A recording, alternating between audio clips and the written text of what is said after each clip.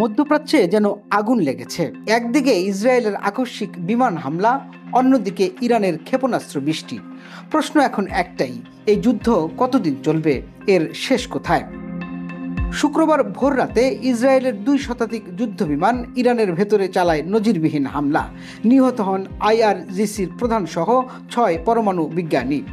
বিশ্লেষকরা বলছেন এটি ছিল ইসরায়েলের সবচেয়ে বড় স্ট্র্যাটেজিক অপারেশন। কিন্তু চুপ থাকেনি ইরান। মাত্র 24 ঘন্টার মধ্যেই তেল আবিব লক্ষ্য করে পাল্টা ক্ষেপণাস্ত্র হামলা চালায় তেহরান। ইরান দাবি করছে তারা ইসরায়েলের আকাশ প্রতিরক্ষা ব্যবস্থা আয়রন ডোমকে ফাঁকি দিতে সক্ষম হয়েছে। প্রশ্ন হচ্ছে, এই সংঘাত কতটা দীর্ঘস্থায়ী হতে পারে? বিশেষজ্ঞদের মতে এটি একদিনের যুদ্ধ নয়, কারণ দুই পক্ষই চরম অবস্থানে পৌঁছে গেছে। ইরানের উপর ইসরায়েলের হামলায় পুরো প্রতিক্রিয়া আসতে বছরের পর বছর লেগে যেতে পারে। এক পক্ষ চাইছে পরমাণু কর্মসূচি থামাতে, অন্য পক্ষ চাইছে জাতীয় মর্যাদা রক্ষা করতে।